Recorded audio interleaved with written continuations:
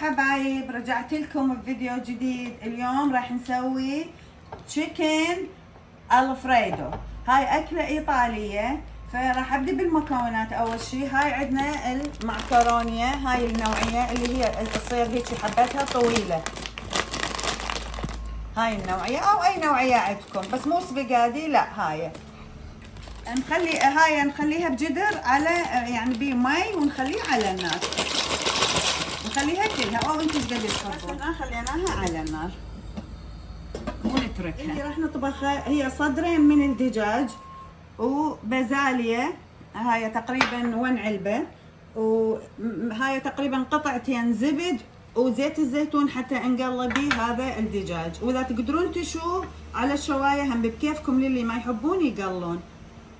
ملعقة كوب من الملح، ملعقة كوب من الفلفل الأسود، والبصل المطحون هم تقريبا ملعقة، والجارليك المطحون اللي هو الثوم هم ملعقة، وهذا الريد الببر الأحمر، الريد ببر، وهذا الايطاليان سيزن اللي هو عبارة عن خلطة من هاي المطيبات اللي هي النعناع على الريحان. هاي اذا عندكم يابس هم بعد احسن، اذا ما عندكم هي هاي الخلطة.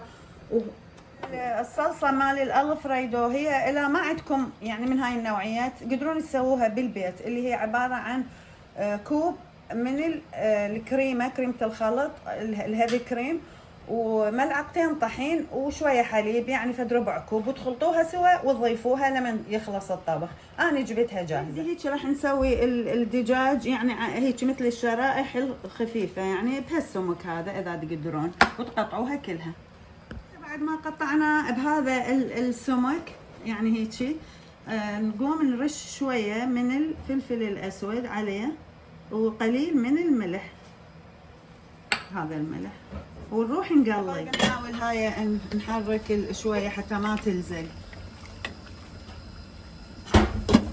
هاي المكعبين مال الزبد، ونضيف وياهم هذا زيت الزيتون بهاي القله. يكون تستخدمون طاوه ما تلزق، يعني لا راح نقلب دجاج. المعكرونه حبايب ضيفوا عليها قليل من الملح على مود ما تعجن، قليل من الملح. هسه نبدي نقلي هذا الدجاج اللي تبلناه بالملح والفلفل ونقلي. انتوا اذا حابين يعني ما تحبون الزيت تقدرون تشووه على الشوايه هم بعد احسن. هسه حبايبي شويه نضيف عليهم هذا الثوم المطحون والبصل المطحون، قليل يعني نرش عليهم. هسه حبايبي نبدي هيك شويه نبدي نقلب بيهم على مود ما يحترقون.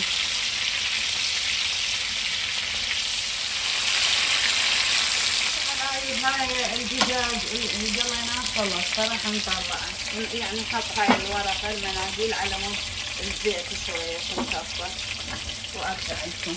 حبايب اللي ما عنده هاي الصلصة، هذا الزيت اللي قلينا بيه تقدرون تضيفون ملعقتين طحين وتقلوا، وبعدين تضيفون قلاص واحد كوب مال حليب عادي سائل، وتضيفون قلاص واحد مال هاي الهيفي كريم الكريمة العاديه، وتخلطوه كله هو وشويه ملح وفلفل اسود على مود تصير هي هاي الخلطه. انا اليوم راح استخدم هاي الخلطه، بس اذا ما عندي اقدر اسويها بالبيت للي ما عندهم. هسه حبايبي هذا الدجاج ورا ما قليناه، نقوم وهنا صفيناه على هاي الكلينسه، هاي الورق بيبر، نقوم نقطعه هيك بهاي بهال يعني هالرفع نقطعه.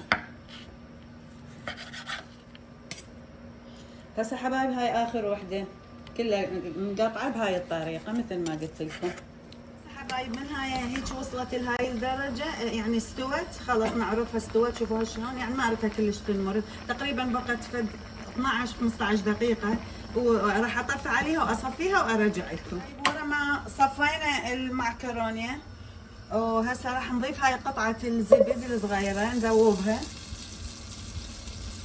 حبايب راح نضيف هاي المعكرونه اللي صفيناها على هاي الزبد،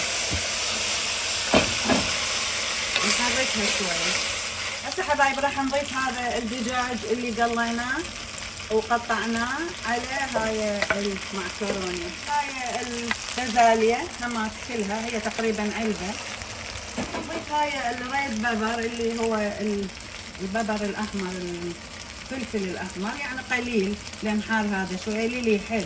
طبعا نضيف هذا السيزن الإيطالي مثل هي الأعشاب، يعني الريحان والأوريجانو كلها فرح اضيف يعني قليل قد ملعقه. حبايب راح اضيف هي هاي صلصه الفريدو، اضيفها كلها اني ولا يعني حسب انتم ايش قد تحبون.